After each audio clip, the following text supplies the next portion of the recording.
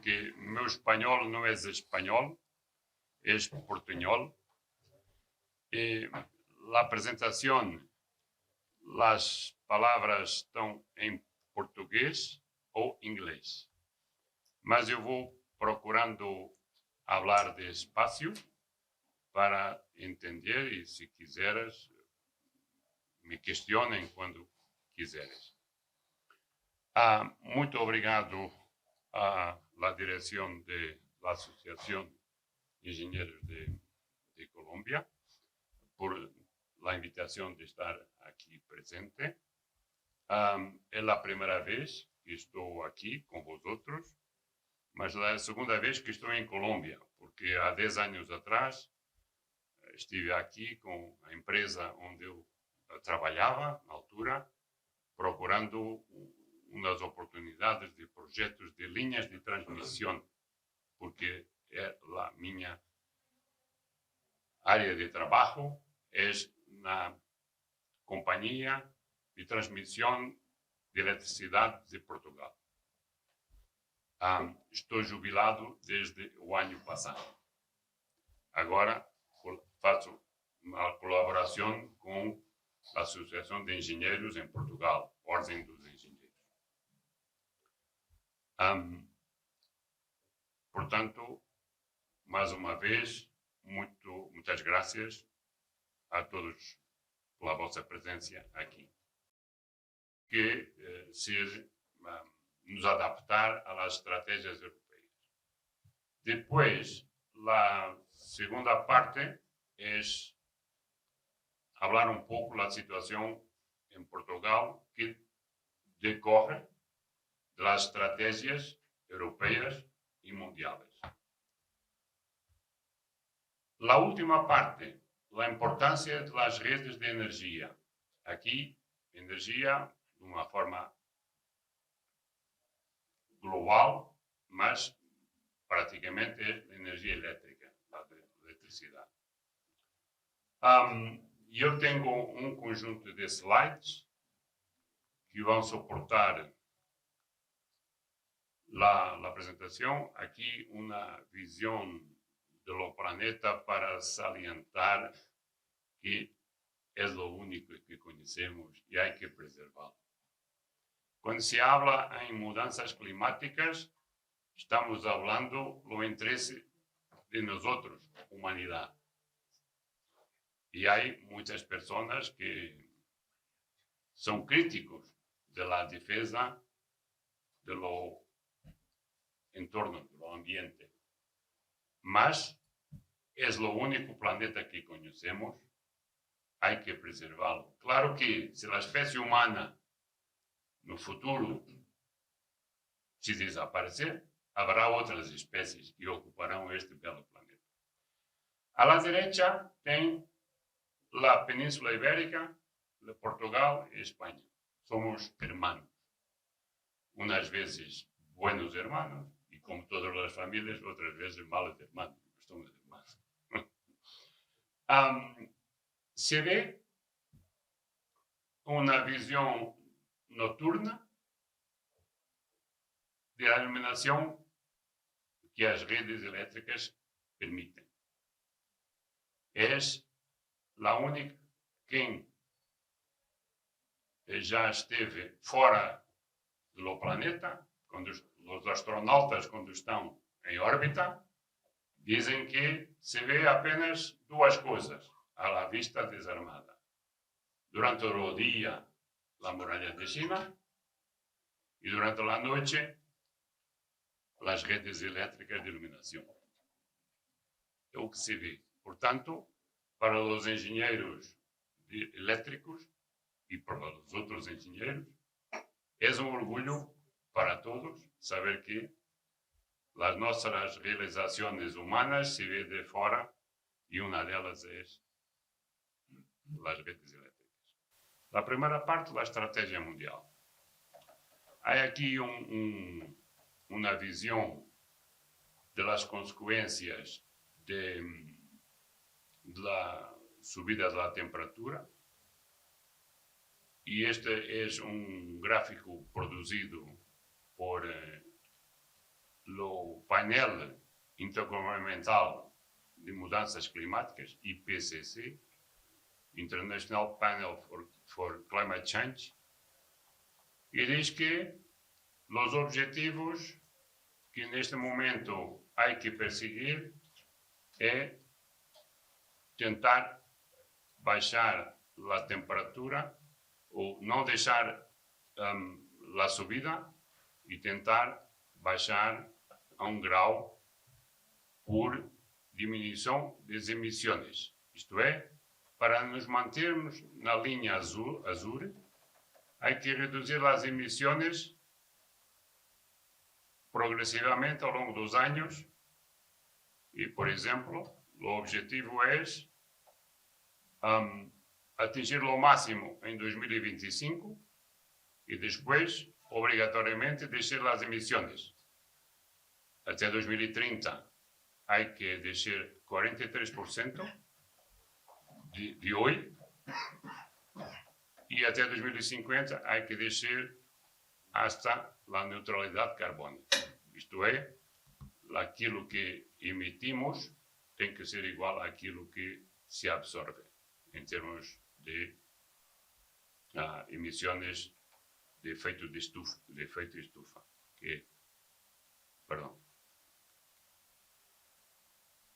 emissões, em português, é gases de efeito de estufa. É o greenhouse emissions. Em espanhol, invernadeiro. Gases de invernadeiro, de efeito de invernadeiro. Não perdendo muito tempo, há aqui um problema de habilidade. Perdão. Aqui são os impactos sobre a desconfiança. Há muitas pessoas que desconfiam da narrativa, do discurso das mudanças climáticas, mas os especialistas dizem que há que avaliar os riscos que existem e depende do impacto mais ou menos pesado. Impacto mais pesado lá cor roxa na zona de agricultura, na zona de pesca, doenças, aquecimento e manutenção na zona de saúde e outras zonas em infraestruturas que são as inundações, as tempestades, os tornados, etc. Há zonas mais equilibradas, por exemplo, a disponibilidade de água, o impacto é menor, porque há consequências positivas e negativas, e há outros impactos que são um pouco, se pensa, menos graves, porque dependem um pouco das... Isto é, os especialistas nos dizem que os efeitos das alterações climáticas têm importância no nosso futuro, porque aqui está a nossa fonte de alimentação, do nosso equilíbrio do nosso organismo e a natureza e as infraestruturas que nos conhecem. Portanto, há que acreditar que as mudanças climáticas são um problema grave.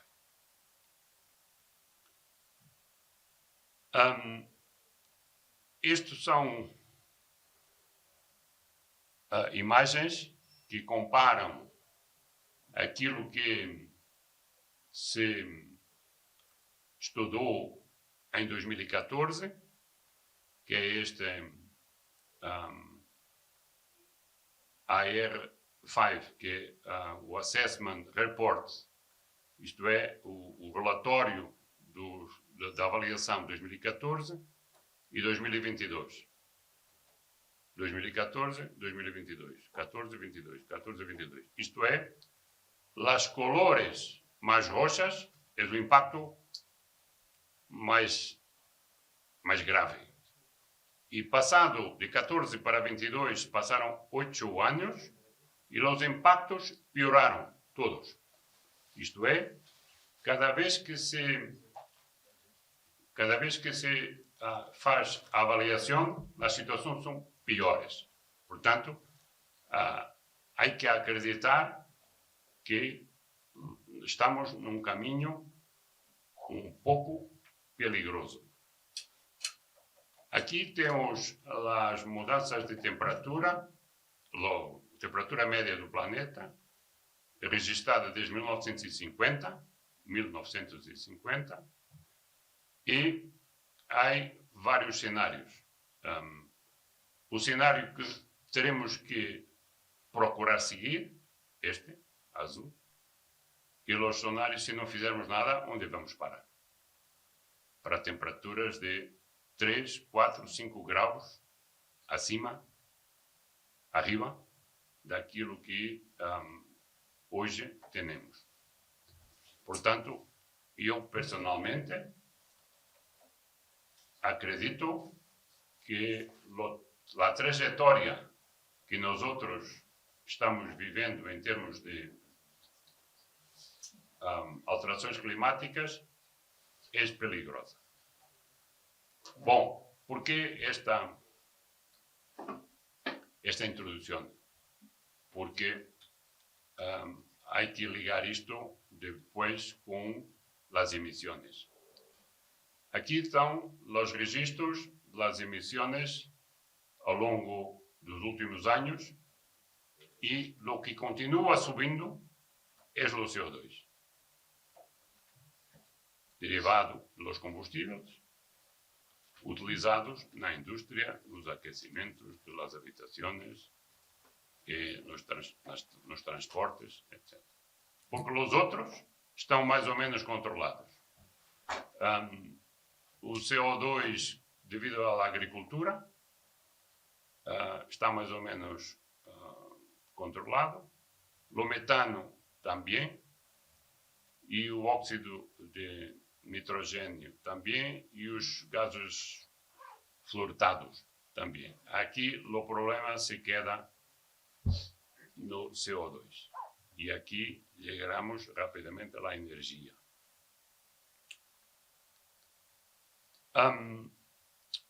Portanto, os países que pertenecem aos acordos de Paris, o chamado painel, o IPCC, International Panel of Climate Change, acordaram que há que procurar, para já, não subir mais que 2 graus e, pelo menos, 103 regiões do mundo se comprometeram em atingir a neutralidade carbônica. 826 cidades do mundo já se pactaram e se comprometeram em atingir estes objetivos.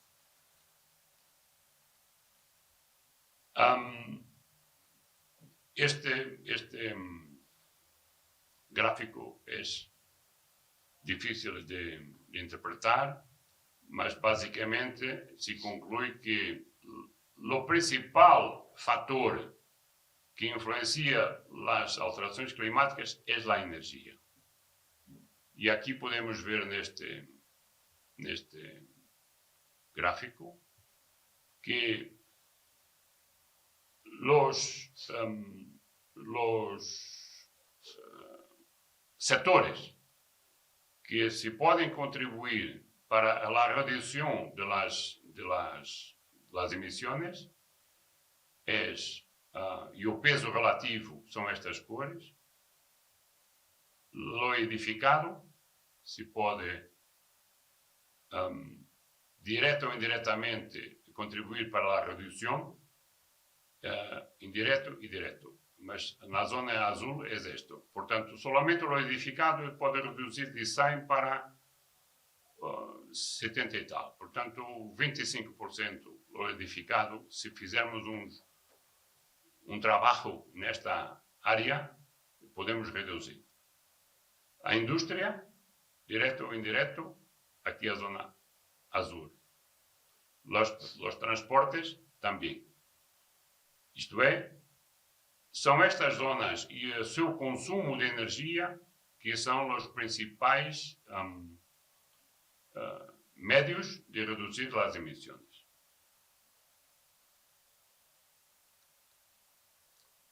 Compromissos e medidas. Portanto, em termos de resumo, que poderemos dizer que há que reduzir os combustíveis fósseis, o consumo do carvão, do petróleo, do gás natural, etc. Utilizar fontes de energia de baixas emissões, basicamente são, por exemplo, o nuclear, para quem tem, são neutras em carbono. Mudança para vetores alternativos. Vetores são médios intermédios de utilização de energia, a eletricidade é um deles. E, sobretudo, aumentar a eficiência. Basicamente, este é o resumo. Há que diminuir os fósseis, usar mais renováveis, por exemplo, e nuclear, eletrificar mais os usos da energia e ser mais eficientes. Este é muito interessante porque há hoje as fontes do gás, do carvão, do hidrogênio, não vejo bem, mas eu penso que é gás natural, perdão. São as fontes hoje e são as utilizações. Na indústria, nos edifícios, este é não específico, e no transporte.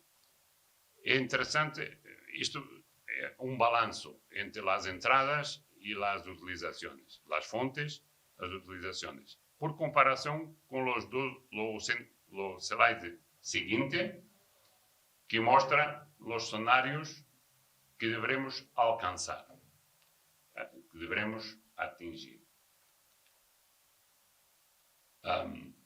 Em 2060, as fontes são um pouco diferentes porque praticamente o carvão está terminado, o gás menos, e aqui não consigo ver bem. Solar. Muito mais fonte solar do que no outro anterior, porque as cores são elas mesmas. Perdão.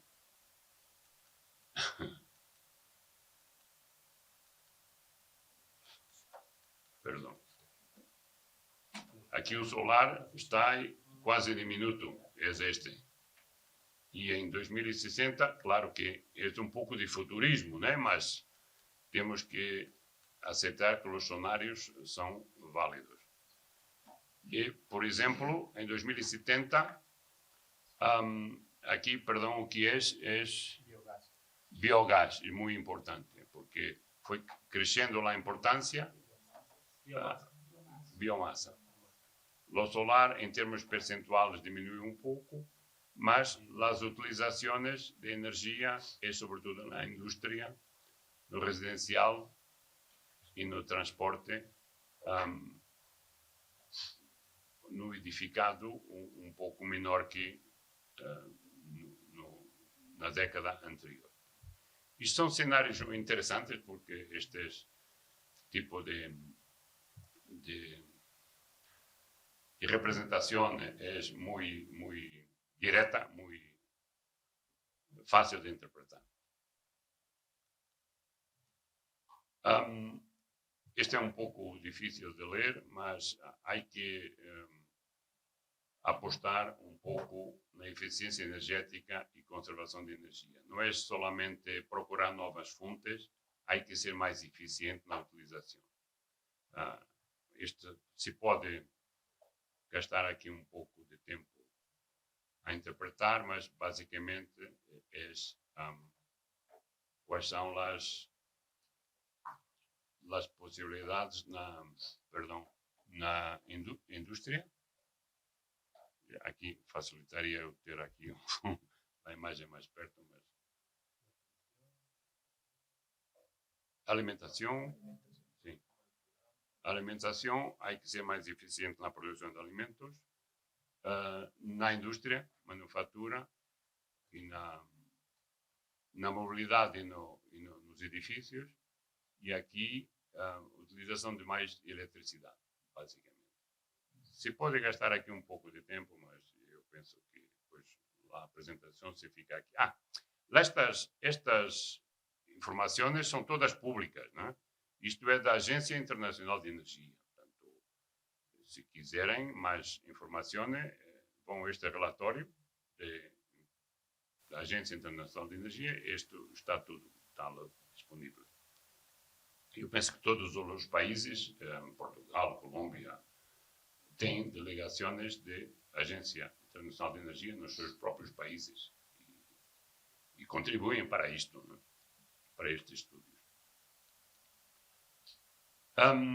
Isto é interessante também porque para mitigar, para reduzir os impactos, uns são mais custosos e outros mais baratos. Uns são mais eficazes e outros menos eficazes. E aqui é um estudo que permite, através de uma interpretação de eficácia, se vê onde se deve fazer uma aposta mais forte ou menos forte. São opções que cada país terá que encontrar o melhor caminho. Esta é outra representação muito sencilla de também saber que para atingir os objetivos de redução de emissões de CO2 que está aqui indicada, nos edifícios, nos transportes, na indústria, na eletricidade, há que, ano a ano ou década a década, procurar atingir estes retos, estes objetivos. É uma forma também interessante de encontrar o caminho para as emissões zero, o objetivo de net zero, caminho para o equilíbrio entre emissões e produção e consumos de CO2.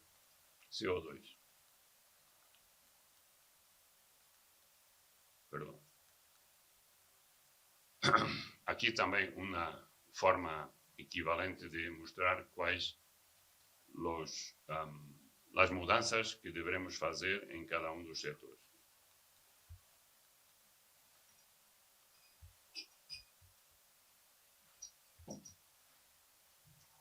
Bom, isto é aquilo que devemos evoluir na produção de eletricidade, porque, como eu disse no início, os problemas da mudança climática, o fator principal é a energia,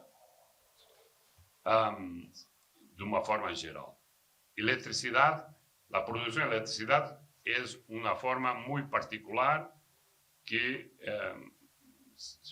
para nós outros que estamos aqui, eu sou engenheiro eletrotécnico, provavelmente grande parte de vocês também. O tema é a eletricidade e aqui as recomendações qual deverá ser o peso e a importância das fontes para atingir o equilíbrio de emissões e do sequestro de gases de efeito estufa. O solar, como ven, há que incrementar muito. O vento, a energia eólica, também um pouco mais. E o gás natural se mantém num caminho de redução. Esta interpretação é um pouco equivalente a esta, né? Porque hay que subir. Esta es una medida, ¿no? La geración en energía y la geración en capacidad instalada de geración. Pronto, estas son las recomendaciones que los escenarios que la Agencia Internacional de Energía nos recomienda. Los transportes también, la utilización, vamos a acelerar un poco, porque si no, no. La industria, el tipo de fuentes de energía que deberemos seguir. Los edificios, también, que son las 4 componentes, que es, lo vuelvo a repetir, es industria, transportes, edificios y generación de electricidad. Estos son los edificios. Perdón. Y ahora llegamos... Perdón. Ok. Estivemos vendo aquilo que em termos mundiais nos preocupa. E agora a Europa. A Europa, porque estamos procurando olhar para Portugal. Na Europa, seguindo as recomendações mundiais, se estabeleceu vários objetivos que vão evoluindo.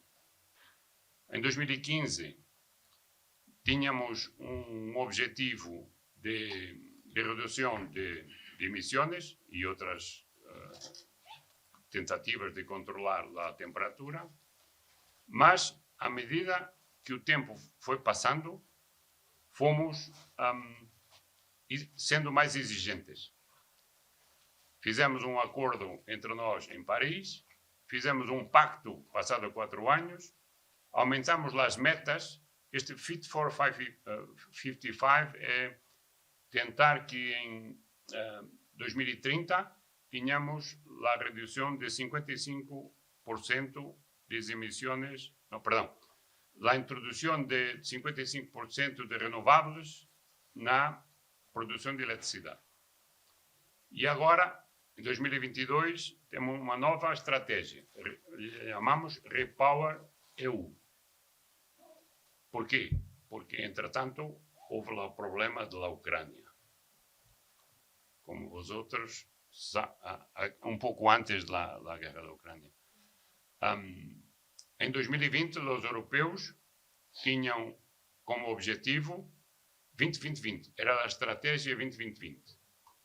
Até 2020, reduzir 20% as emissões de gás, aumentar 20% a eficiência energética e aumentar a penetração de renováveis em 20%. Em 2019,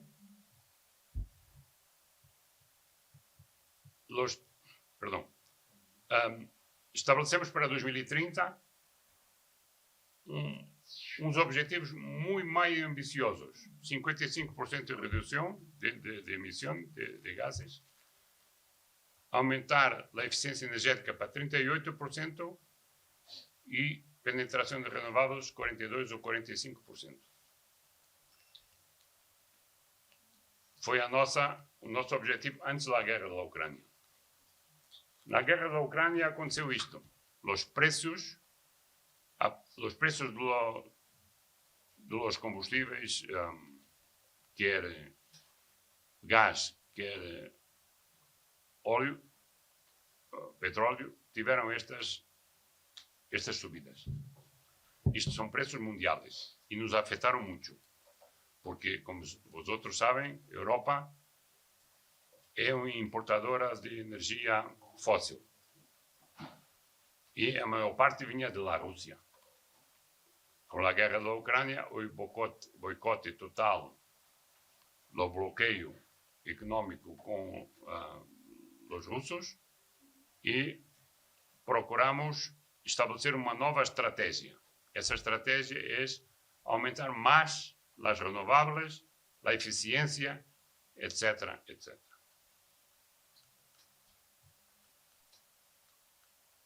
Perdão, estou... Ok. E surgiu lá a estratégia Repower. Repower é a poupança, a diversificação das fontes, procurar as fontes renováveis e investir sobretudo em redes e em sistemas de poupança de energia, investimento, bilhões de euros, porque há aqui um objetivo de aceleração de tentativa de resolver o problema. Bom, um pouco de poupança de energia. Não vamos gastar muito tempo aqui. Isto é onde deveremos atuar.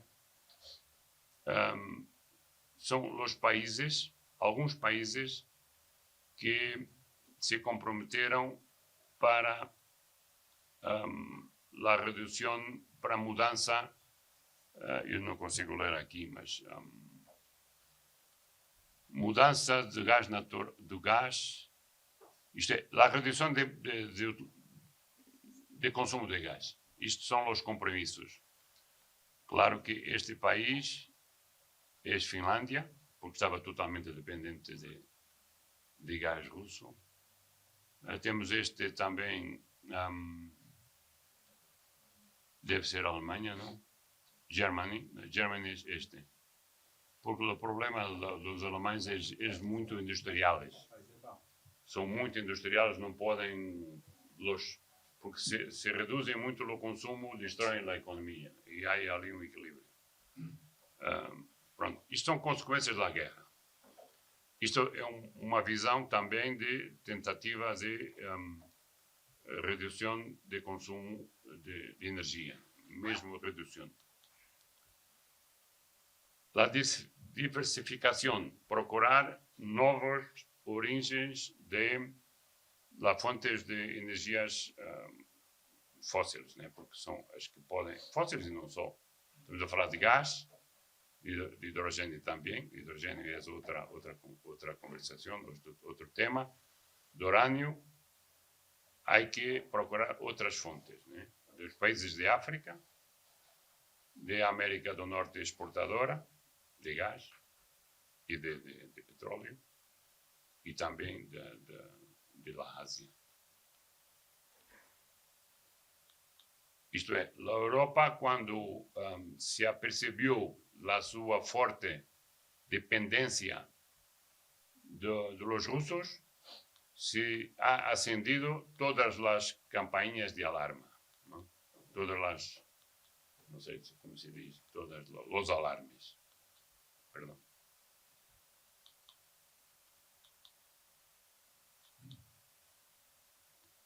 Há que substituir os combustíveis e apostar mais nas fontes de energias renováveis,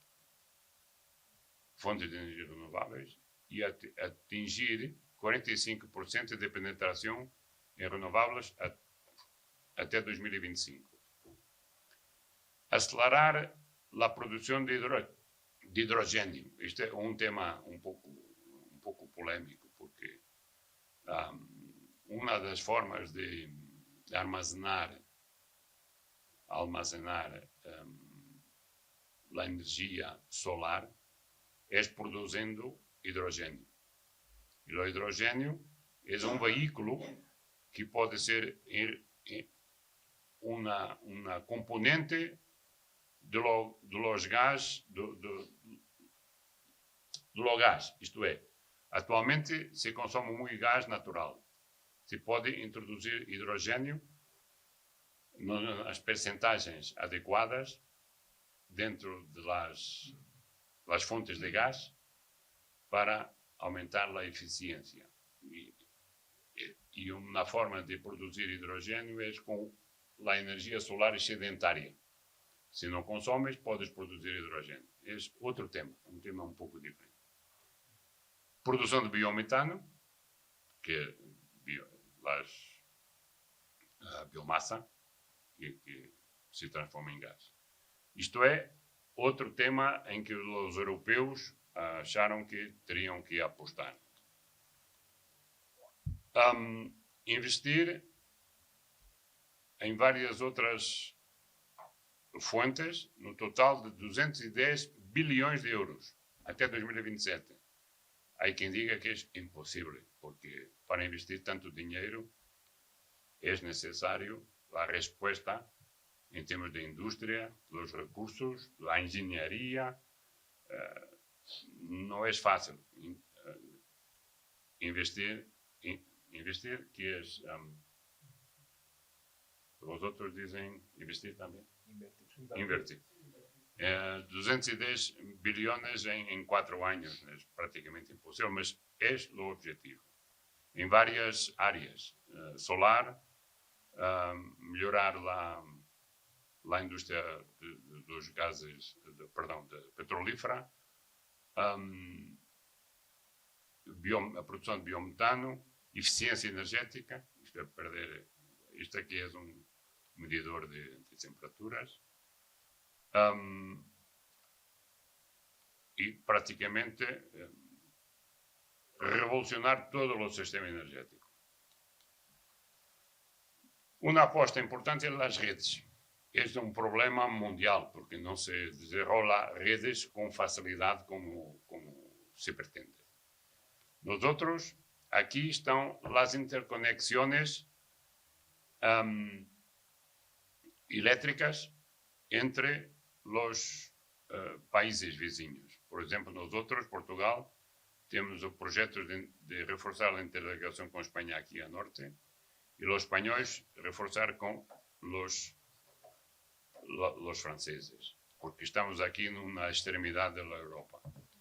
Os países centrais é mais fácil interconectar com os vizinhos, é muitos vizinhos.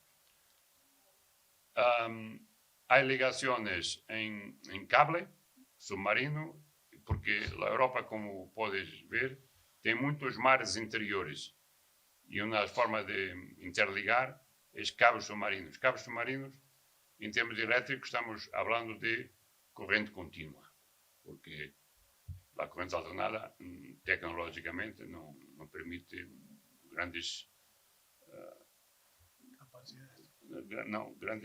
distâncias. É questão de distância. Em termos de fluxos de gás, há que procurar novos fluxos de gás de importação, de gás natural que vem liquefeito, e novas interconexões de gás entre países. Portanto, é uma resposta também de emergência, que demora seu tempo, porque as redes não são fáceis de implementar.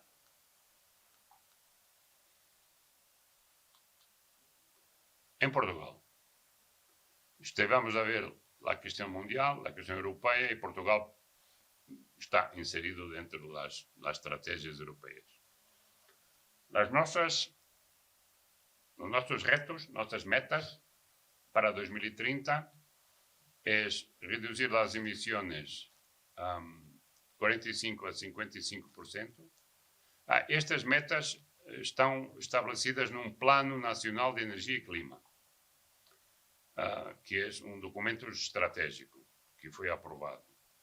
Redução das emissões, aumentar a eficiência energética, penetração de renováveis, 47% dos mais elevados da Europa, colocar energias renováveis nos transportes e aumentar as interligações com Espanha em 15% de capacidade.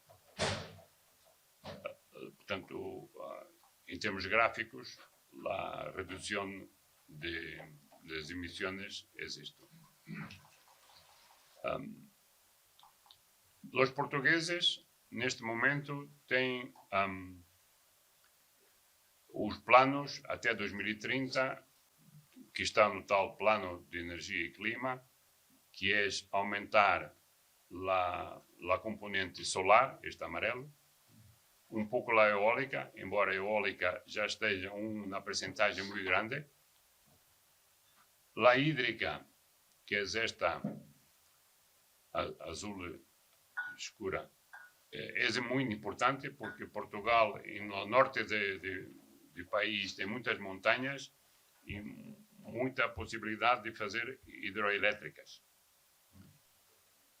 O carvão ha terminado.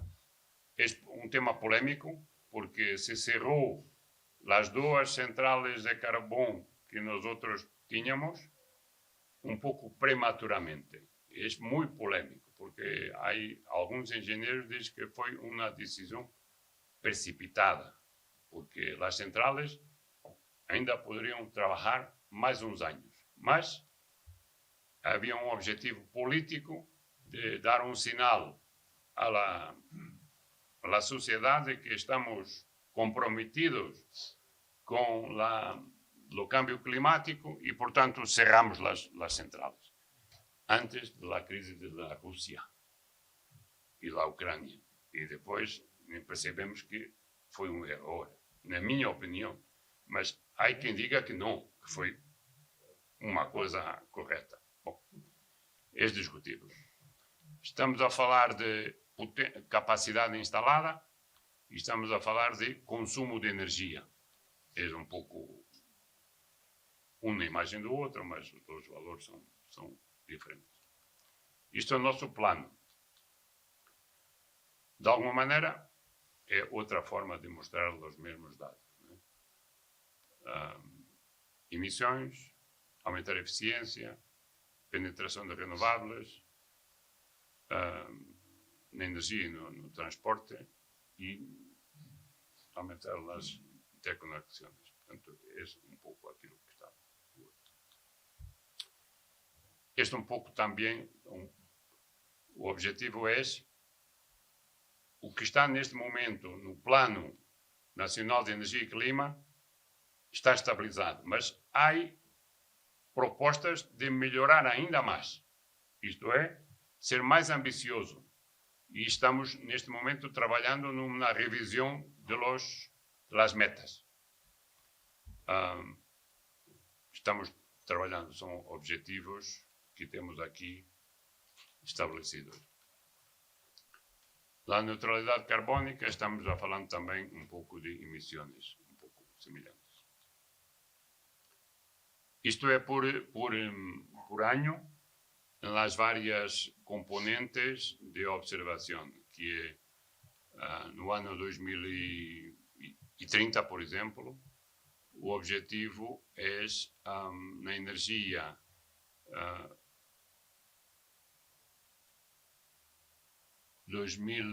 não consigo ver, mas são os objetivos década a década, que são as metas parcelares para chegar a 2050. Isto faz parte também do nosso Plano Nacional de Energia e Clima.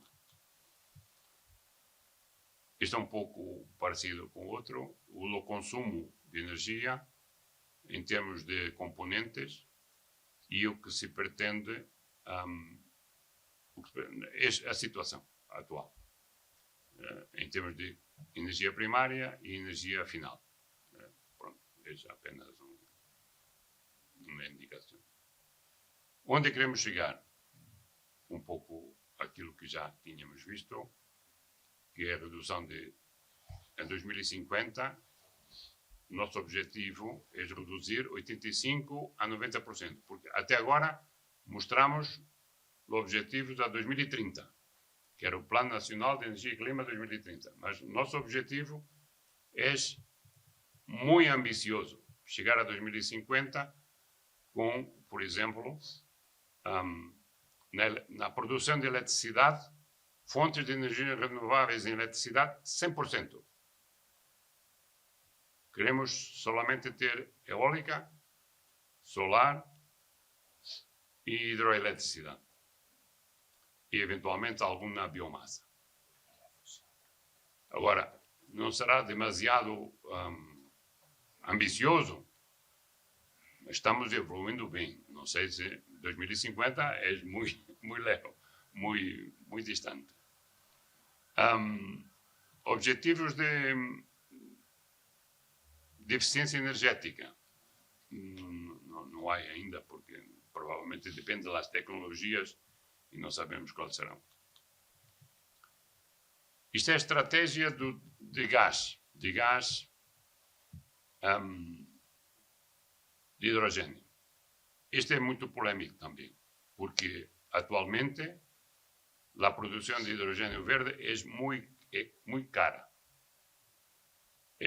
A aposta é uma aposta que está enunciada, mas não está concretizada de forma nenhuma, porque depende da estratégia europeia de financiação dos projetos, porque neste momento são caríssimos. Estes são enunciados da vontade, mas não sabemos. Porque nós outros em Portugal temos muita geração eólica e muito potencial solar. Estamos agora desenvolvendo o solar. Mas é necessário as redes, haveremos de falar daqui a pouco, as redes para absorver esta produção. E as redes não são fáceis de implementar. E, portanto, são objetivos de la vontade, mas de difícil concretização. Isto são caminhos que se pretendem para a utilização de gases renováveis, por exemplo, gases que, ao fim e ao cabo,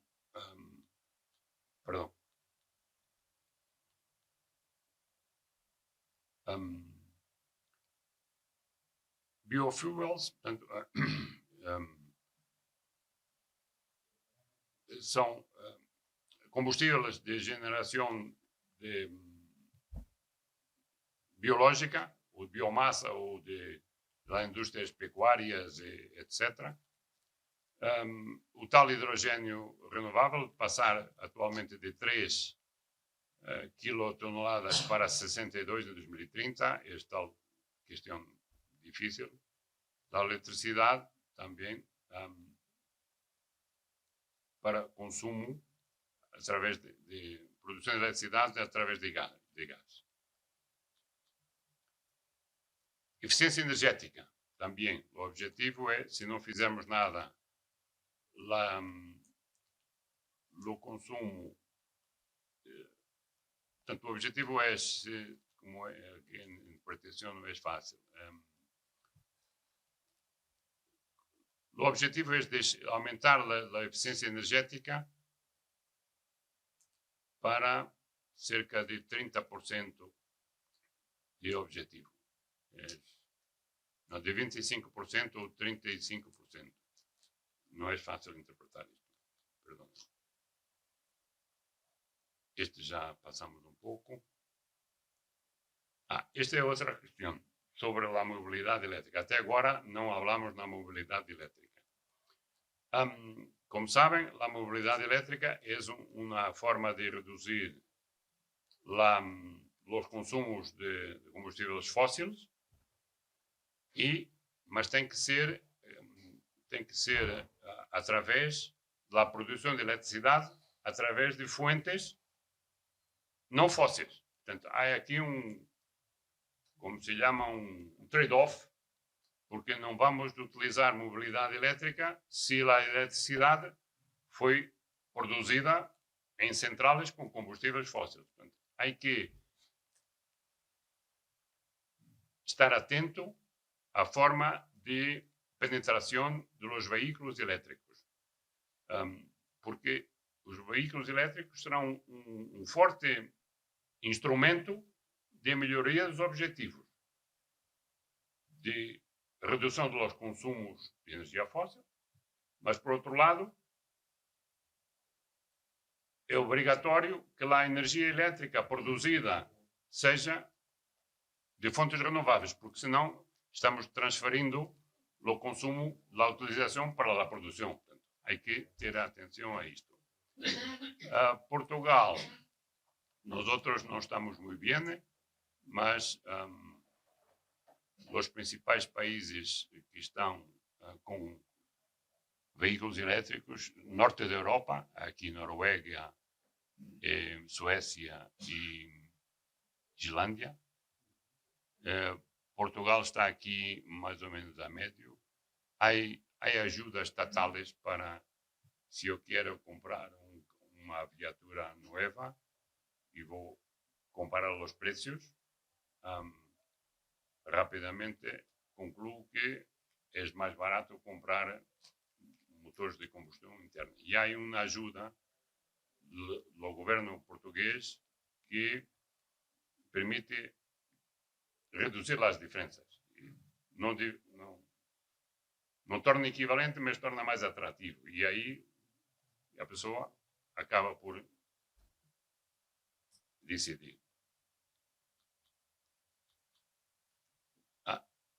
Aqui é um resumo de onde queremos chegar no sistema de produção de eletricidade.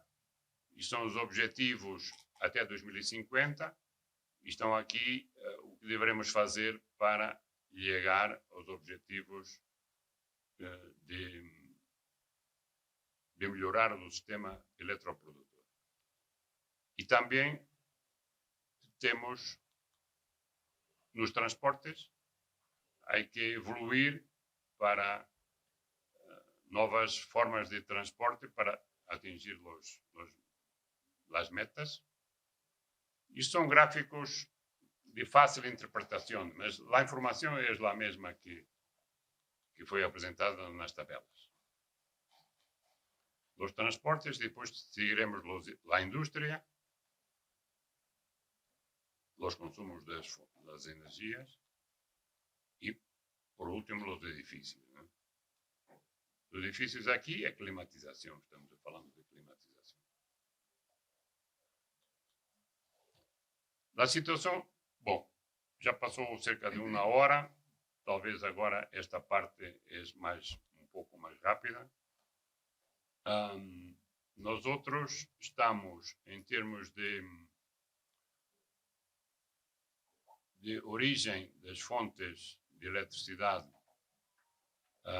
esta é a nossa evolução, que estamos aumentando bastante.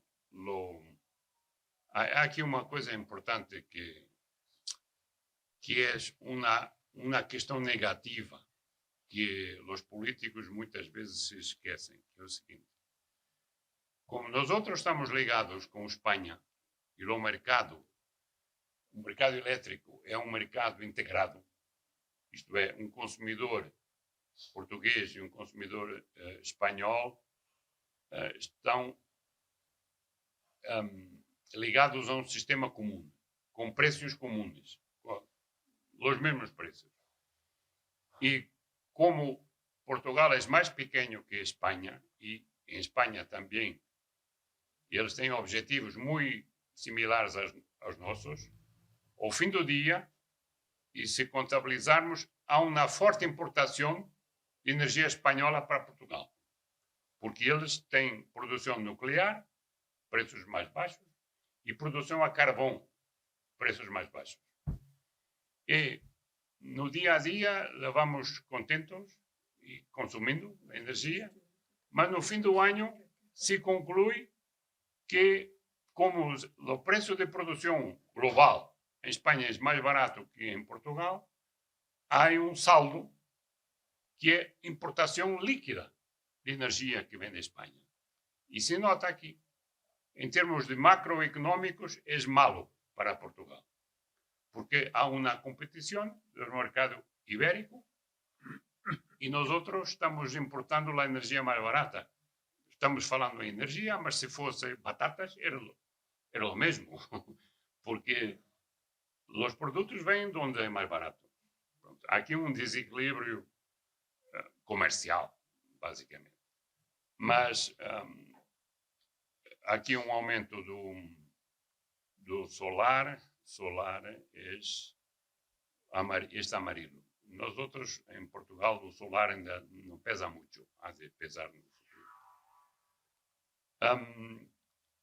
Isto é penetração de fontes renováveis. Nós outros estamos com 58% de penetração neste momento. 58% em 2022, mais ou menos. É muito forte.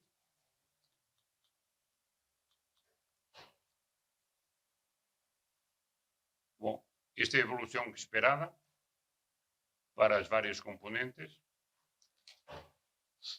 Há aqui uma situação importante que é, nas eólicas, estamos apostando neste momento em offshore. Isto é, colocar produção eólica no mar, em plataformas flotantes. Porque no norte da Europa a produção eólica é fixo no fundo do mar, porque o mar é muito baixo, 30 metros.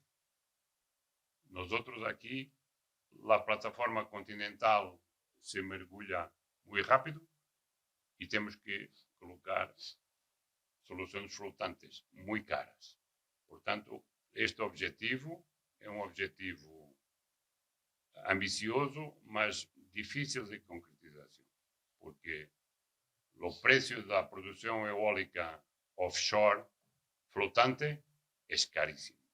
Nós temos aqui uma instalação de projeto de cerca de 25 megawatts, 3 torres de produção eólica de 8,5 megawatts cada torre, mas o preço é um projeto experimental altamente financiado, mas economicamente, industrialmente é difícil. Estes são nossos objetivos em Portugal. O mix também vai evoluindo, como há aqui o crescimento do solar, este tema. Perdão. A procura está crescendo, mas não cresce assim muito. O consumo, são vários cenários aqui por setores, por agricultura, residencial, indústria. Portanto, não há um crescimento muito forte nos próximos anos, está estabilizado. Portanto, não é um problema que nós temos. Provavelmente em Colômbia não é assim, porque a procura está desenvolvendo muito. Em Portugal está estabilizado. A oferta é um pouco, falamos um pouco sobre as várias componentes. A capacidade instalada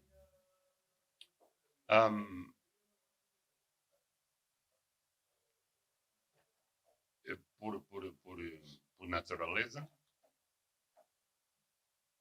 Aqui há as interligações. Isto é muito importante para as redes e para a gestão do sistema. E irei falar um pouco mais adiante. Que é, os países estão interligados.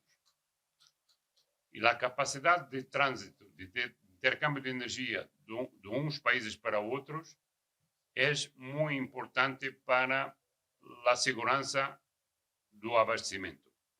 Porque se há falhas numa região, a mais rápida resposta, sei lá, uma central de gás de 400 megawatts, se falha, a resposta imediata é do outro país socorre. Isto é, a energia que tem que estar permanentemente balanceada vai de um país a outro.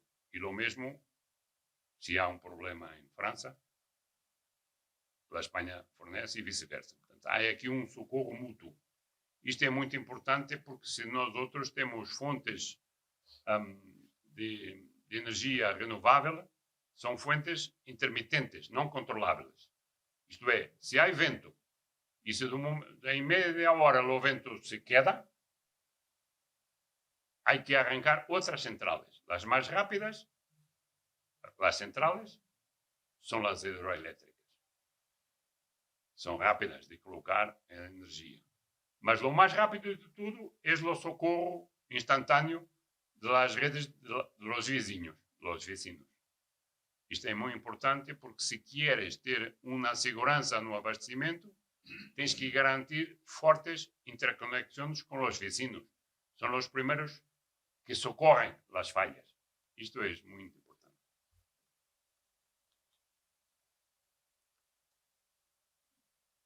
Isto é um pouco a necessidade de interligação. Há que reforçar as interligações para estes objetivos de renováveis serem possíveis solamente se houver interligações reforçadas. As redes, eu penso que mais 5 minutos. Quer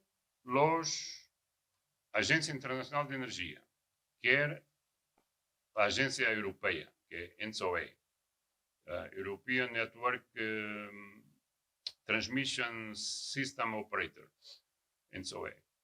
Sim, só é possível os objetivos que nós queremos de descarbonização e para melhorarmos as eficiências e o aquecimento global se houver redes.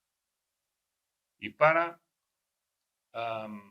responder, por exemplo, a nível mundial, para responder a todas as metas é necessário, atenção a este número, 80 milhões de quilómetros de novas redes para atingir. Ora, é possível? Não sei. Há muito trabalho. Isto é um número mundial, né? Muito mundial. Portanto, os europeus dizem o mesmo. É preciso investir, planear, investir e tentar fazer. Não é fácil. Em Portugal, nós outros temos... eu trabalhei muitos anos na empresa de transmissão. E atualmente, a empresa onde eu me jubilei o ano passado, além das transmissões de eletricidade, tem também os gasodutos. Somos transportadores de gás. Os grandes somos transportadores de transmissão de gás, né? Porque a distribuição não é com nós outros. E nós outros temos uma visão completa, porque manobramos e operamos as duas fontes de energia mais importantes, porque é a eletricidade e o gás natural. Claro, há outras, mas estas são suportadas em redes. Além da empresa de transmissão, há dois outros operadores. A distribuição de alta tensão, que é redes de 60 kV, e a distribuição de média tensão e baixa tensão, que são as redes das municipalidades. O modelo econômico é: esta empresa é concessionária do Estado Central para as redes de transmissão. As redes de alta tensão, de transporte regional, também a empresa, que se chama E-Redes, é concessionária do Estado Central. Na média e baixa tensão, a empresa E-Redes é concessionária das municipalidades. São 300 concessões pequeninas que estão todas concentradas na mesma companhia. Esta companhia E-Redes manobra a distribuição e a outra companhia opera, manobra a transmissão. É um modelo muito sensível. A gestão do sistema, que é o despacho central, é também desta companhia. A concessão é as infraestruturas e o despacho central.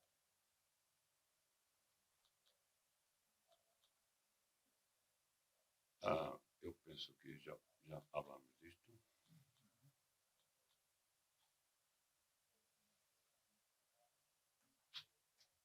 Isto é um pouco mais a mesma informação de há pouco, que é as origens da energia, na produção e no consumo.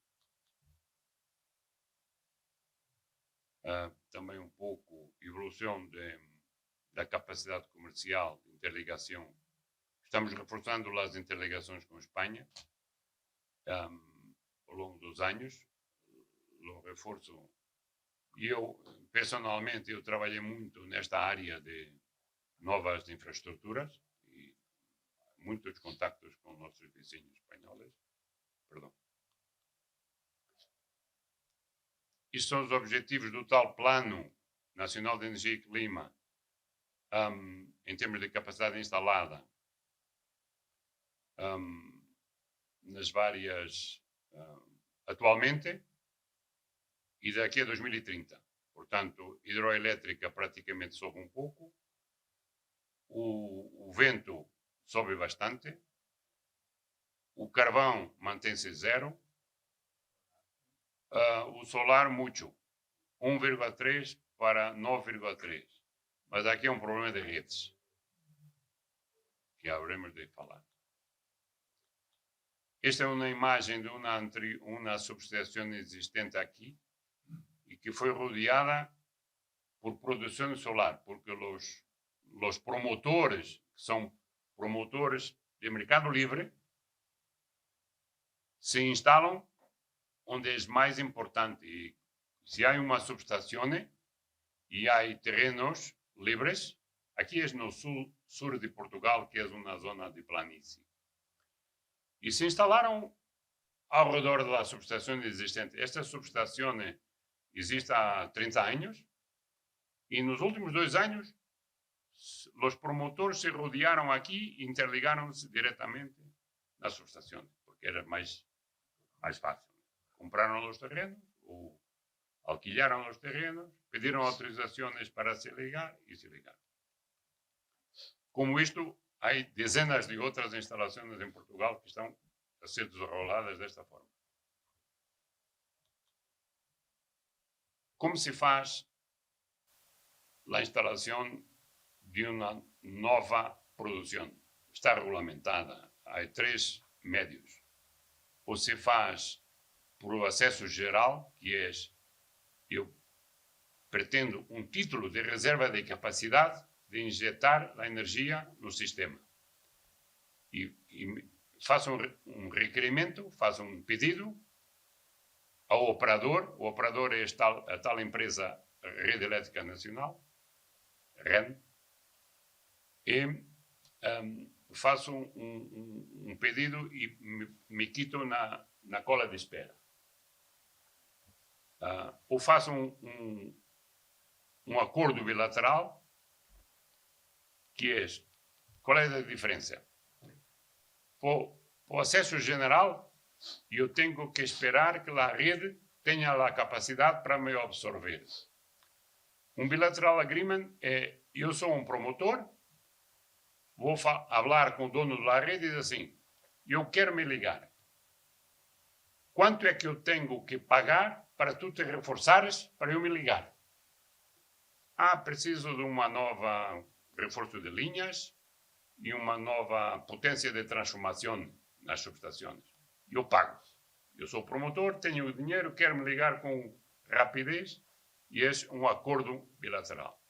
E há os leilones, como se diz em espanhol?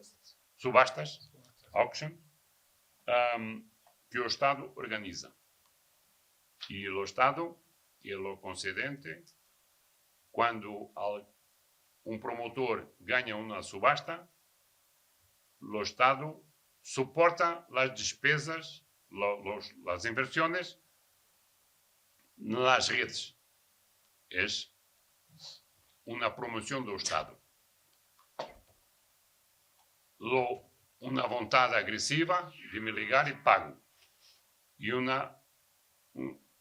um acesso geral. Há que esperar que a rede me possa absorver a energia. Estes três são os três métodos de um promotor privado pretende instalar uma unidade de produção solar, é mais habitual, eólica, ou mesmo uma produção de biomassa, uma produção de gás natural, mas agora não é muito interessante.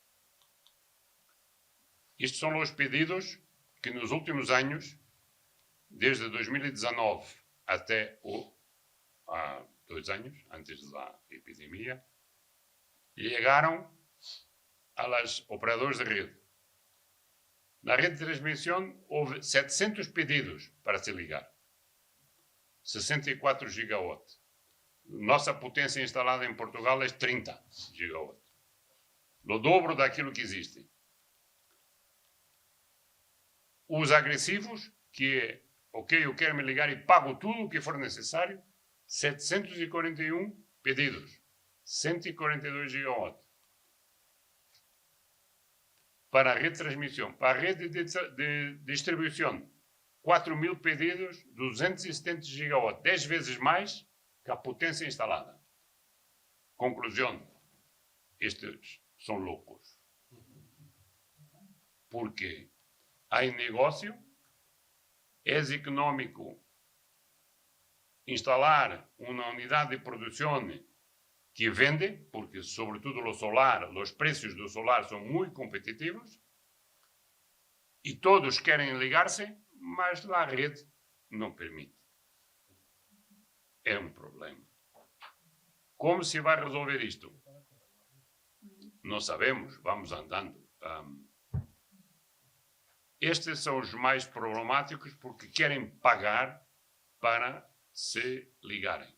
Só que para fazer uma linha se demora 5, 10 anos. Uma linha de transmissão. E, portanto, e todos sabem, porque não é fácil. Não é fácil, sobretudo, não é tecnicamente instalar os postes, instalar os cables. Os proprietários das terras, dos territórios, que há que ser. E depois, como são projetos privados, não têm a facilidade de serem de interesse público. É de interesse privado. Portanto, há que negociar com os proprietários das terras. Eu quero passar com uma linha sobre sobre a tua propriedade. Isto não é fácil de fazer. Portanto, mas é realidade. Estes são os pedidos concretos que existem neste momento em Portugal. Estes são os números anteriores, mas mais descricionados, né? Os tais pedidos gerais, títulos, foram entregues 15 títulos de reserva de capacidade. Os leilões, as subastas, 10 títulos de reserva de capacidade. Mais subastas, os flutuantes, um título de reserva de capacidade. Isto é, são títulos já entregues, já processados, já entregados. Isto é mesmo os números, em termos de ligações de novos interessados. Perdão.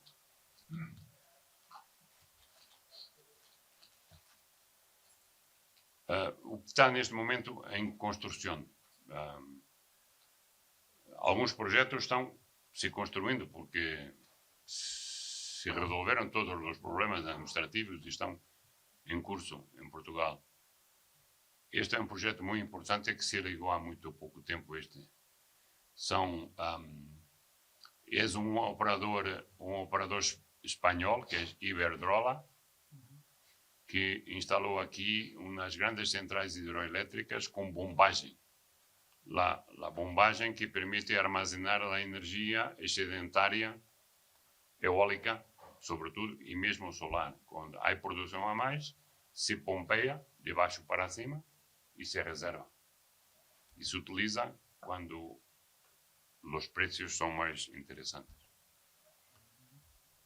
Estamos fazendo interligações com a Espanha aqui e estamos fazendo outros projetos mais rápidos. Isto um pouco, já falamos um pouco disto. Esta é tal a importância das interligações. Num dia, foram registrados, isto um evento, um acontecimento. Durante um dia, houve 4 disparos de geração, isto é, centrais que tiveram que sair, porque houve incidente. Estes disparos consecutivos, em 15 minutos, um pouco antes, começou um pouco antes, tiveram que ser socorridos através da importação. Isto é, os espanhóis nos socorreram em 722 megawatts em 15 minutos. Porque tinham essa capacidade de nos socorrer, porque se não tivessem a capacidade, não socorriam e nós outros nos afundávamos. É um problema. E por que isto aconteceu? Porque houve aqui um disparo de... Ora, esta produção... Este é azul. Foi as centrais de carvão. As centrais de carvão saíram da rede, aqui,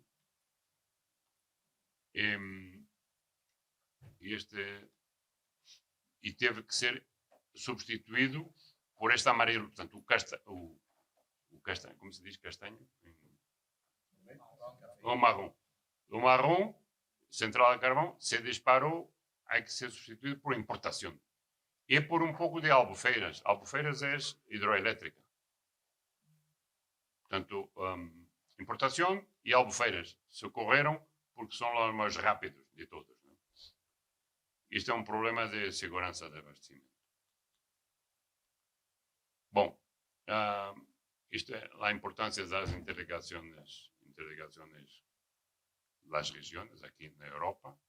Este é outro detalhe da queda do vento. O vento se caiu de repente. E há que substituir por outra energia. Foi substituída por uma energia de interconexão, que é esta azul, importações. Energia flutuante, como te disse, as eólicas flutuantes têm detalhes, não interessa. As redes só para terminar, as redes de distribuição. Até agora, falamos um pouco das redes de transporte, que há que absorver nas novas produções. E não podemos olvidar a importância das redes de distribuição, porque as redes de distribuição têm que aumentar a gestão em flexibilidade, isto é, têm que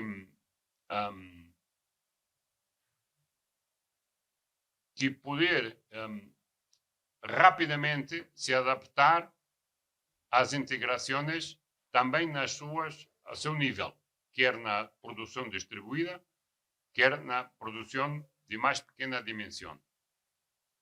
É uma situação muito parecida com as redes de transmissão, mas como estão mais cercano de los consumos, tem outras necessidades de flexibilidade.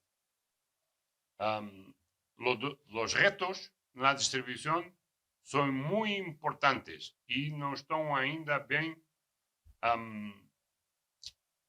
compreendidas. Isto é, aquilo que no passado se resolvia por investimento ou inversão de novas redes de consumo, agora têm que ser mais flexíveis, porque há produção nas suas redes de distribuição e muito carregamentos de veículos automóveis, muita produção distribuída e os problemas são problemas novos que eles têm que saber manejar. É pouco, isto é, os problemas não se resolvem com investimentos nas redes, mas sim com flexibilidade de operação. É aqui que tem que saber conviver com os novos retos na operação do dia a dia. Porque os cambios e as necessidades de resposta são muito mais rápidos. Têm que ser capazes. Por exemplo, isto é um pouco o mesmo, né? Portanto, a contabilidade do sistema passa para o consumo. Isto é, tem que saber dar as respostas para as alterações, sobretudo na zona do consumo. Bom, isto eu penso que é o último, ao fim e ao cabo, a transição energética e a integração das renováveis são possíveis se houver um compromisso de toda a sociedade, se toda a sociedade for a favor, aceitar o risco, viver numa permanente inovação na cadeia de valor, aumentar, isto é um problema burocrático, licenciamento dos novos projetos, explorar o potencial de forma sustentável, promover a integração entre o gás e o setor de eletricidade e, em termos de leis, tentar ser o mais facilitador possível.